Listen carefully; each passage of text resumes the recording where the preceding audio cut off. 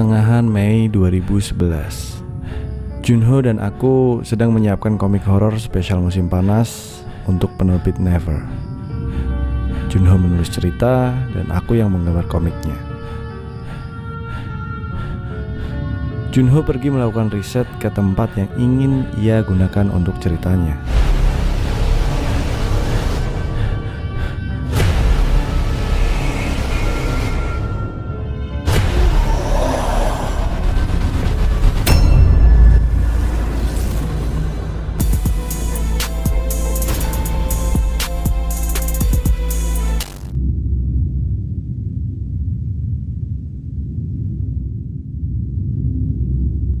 Pertengahan Mei 2011, Junho dan aku sedang menyiapkan komik horor spesial musim panas untuk penerbit Never. Junho menulis cerita dan aku yang menggambar komiknya. Junho pergi melakukan riset ke tempat yang ingin ia gunakan untuk ceritanya. Sebuah rumah sakit tua yang sudah tidak terpakai.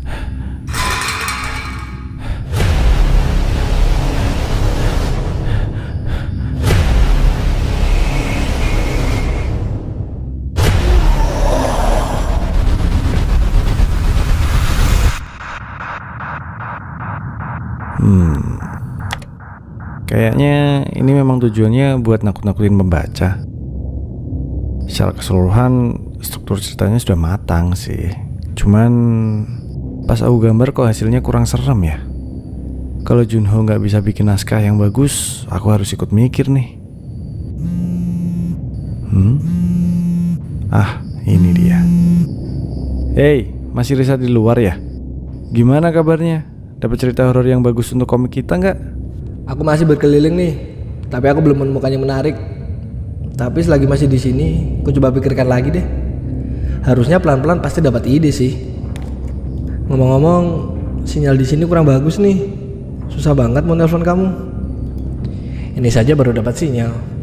Aku juga heran, padahal di sini banyak sekali yang tanda pemancar. Gak pernah kepikiran, masa ada tempat di Korea gak ada sinyal. Jadi kalau nanti kamu susah menghubungiku, SMS aja yang berhasil kamu dapat. Nanti kalau aku juga menemukan ide atau bahan cerita yang bagus, aku email deh. Sip deh. Tapi kamu bakal di situ sampai kapan? Aku belum tahu. Halo? Junho? Putus. Sepertinya sinyal di sana memang parah.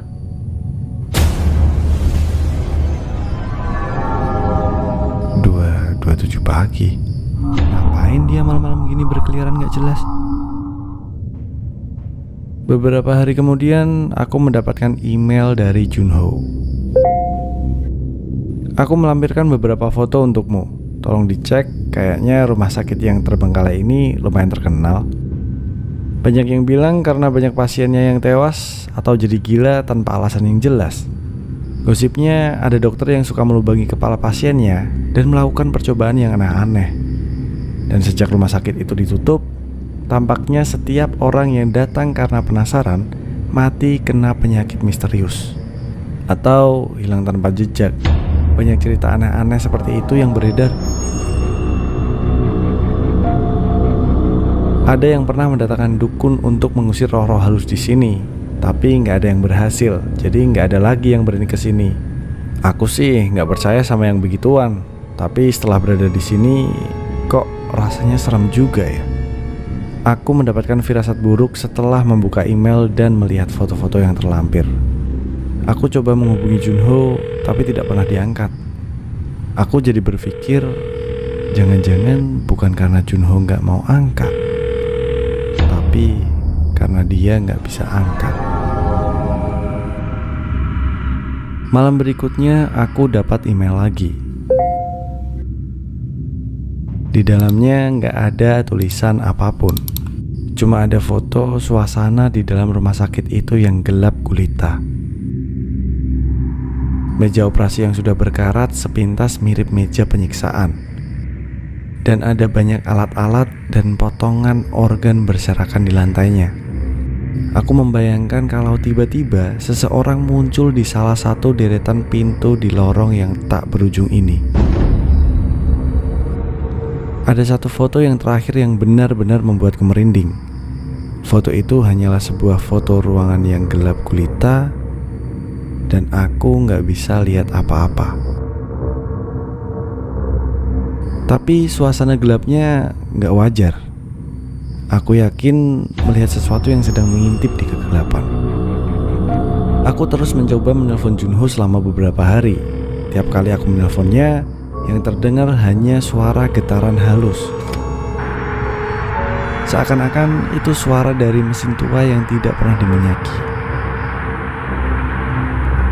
Lalu akhirnya aku mendapat email ketiga darinya. Aneh, dia bisa kirim email tapi nggak bisa angkat telepon. Untuk sementara pemikiran itu kuabaikan dan kuputuskan untuk segera membuka emailnya.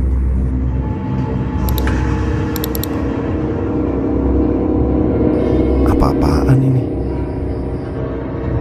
Isinya cuma huruf-huruf tak berarti yang acak-acakan. Mungkin karena koneksi internetnya atau komputernya bermasalah kali. Atau mungkin dia mencoba menakut-nakutiku saja. Dia belum jadi gila gara-gara pergi ke tempat itu kan? Kuabaikan perasaanku yang tidak enak dan segera membuka lampiran fotonya. Di foto pertama ada orang yang terbaring di meja operasi dan di sampingnya ada sosok seperti dokter yang siap untuk melakukan operasi. Lalu di foto selanjutnya dokter itu menoleh dan memandang ke kamera. Di tangan dokter itu ada bor bedah. Sepasang tatapan mata yang dingin seakan menusukku dari layar monitor. Saat aku memalingkan tatapan darinya, aku melihat sosok di atas meja operasi yang sungguh membuat tubuhku lemas. Pakaian dan sepatu dari orang yang ada di atas meja operasi milik Junho. Aku sempat melaporkannya ke polisi, tapi mereka nggak menemukan apa-apa.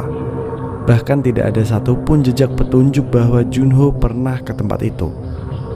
Aku terus terbayang wajah dokter itu. Aku takut Junho tiba-tiba menelponku. Untungnya sih enggak. Tapi aku mendapatkan email baru lagi. Aku nggak berani membukanya karena aku tahu pasti ada hal yang nggak beres di dalamnya. Seakan ada yang menuntunku, tanganku bergerak sendiri dan membuka foto itu. Isinya cuma foto yang gelap gulita. Saking gelapnya, aku sampai mengira monitorku mati. Dan monitor yang gelap itu memantulkan wajahku seperti sebuah cermin. Lalu aku melihat sosok dokter itu berdiri di belakangku dan menatapku.